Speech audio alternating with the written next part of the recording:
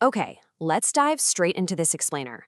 We're taking 35 profoundly impactful quotes from one of history's absolute greatest minds, and we're totally decoding them.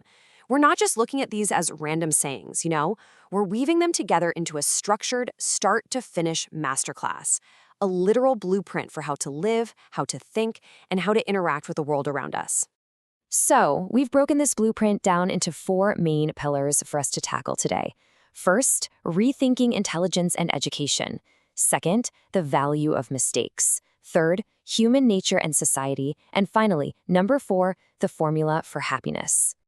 All right, let's kick things off with Section 1, Rethinking Intelligence and Education. Think for a second about how we actually learn.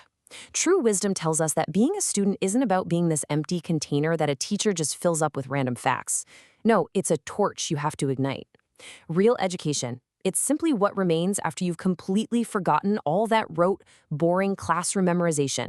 It's that lasting spark of curiosity. And this really challenges our traditional definition of what it means to be smart. Intelligence isn't about cramming information into your brain like it's some sort of mental filing cabinet. It's actually about knowing where to find the information when you need it. Honestly, you should never memorize something that you can easily look up. Doing that frees your mind to actually think, rather than just acting as a human database.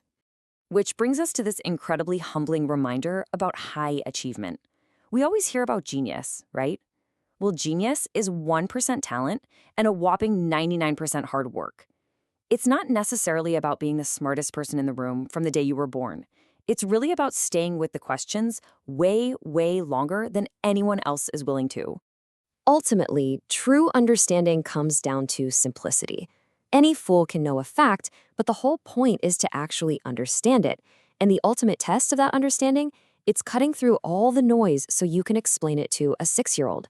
If you can't simplify a concept to that level, well, you don't really grasp it yourself. Setting an example isn't just another way to teach this kind of understanding, it is literally the only way to teach it. Moving right along to Section 2, the value of mistakes. Once you completely rethink intelligence, your whole relationship with failure kind of shifts. A clever person might be able to swoop in and fix an issue when it pops up, right? They solve the problem. But elevating yourself to true wisdom, that means navigating your life so you can just sidestep the problem entirely. A wise person avoids it. It's a massive shift from constantly reacting to your environment to proactively designing it. Now, avoiding problems absolutely does not mean avoiding action. In fact, look at the natural progression of progress. You try something new, you inevitably make a mistake, and then you just keep trying. Why? Because the only true source of knowledge is experience. You can't just theorize your way to wisdom. You literally have to step out into the arena. If you're terrified of failing, you are completely paralyzing your own potential. The absolute only surefire way to never make a mistake is to simply have no new ideas at all. You prove that you only truly fail the exact moment you give up and stop trying. I mean, I'd way rather be an optimist and a fool than a pessimist and right, simply because the optimist is the one actually out there generating new ideas. And here is where the magic actually happens. Step 1, you absolutely must attempt the absurd, because only those who attempt the absurd can ever achieve the impossible. Step 2, you have to accept your limits. And step 3, once we accept those limits, we go right beyond them. By honestly acknowledging where our current boundaries lie, we finally figure out exactly how to push past them. Okay, let's dive into Section 3, human nature and society. When you're navigating through this world, you have to consciously choose how you're going to react to societal friction. When they're wronged, weak people take revenge. Strong people forgive. But intelligent people? They honestly just ignore it. They don't let that toxicity consume their cognitive bandwidth. They recognize that it's profoundly strange to be known so universally and yet feel so lonely. So they actively choose to just focus on their own path. So why is there so much negativity out there that we have to ignore? Well, according to our source material, 3 massive forces rule the world: stupidity, fear, and greed.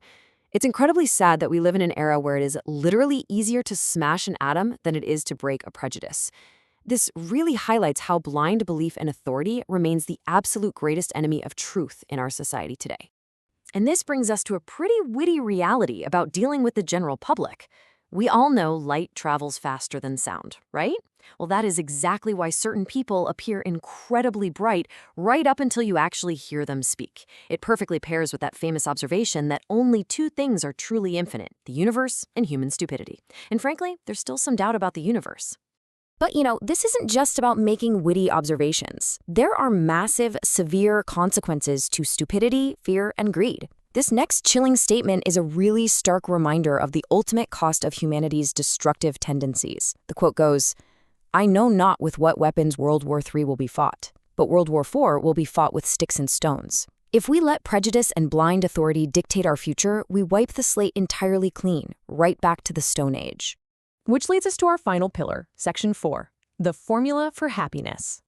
So, with all this heavy context about society and failure, how do we actually find joy?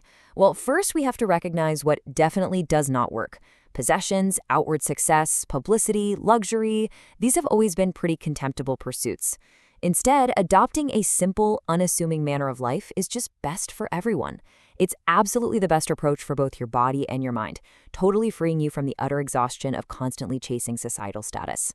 The distinction to make here is super crucial. Try not to become a man of success, but rather strive to become a man of value. A life lived purely for your own personal gain is totally empty.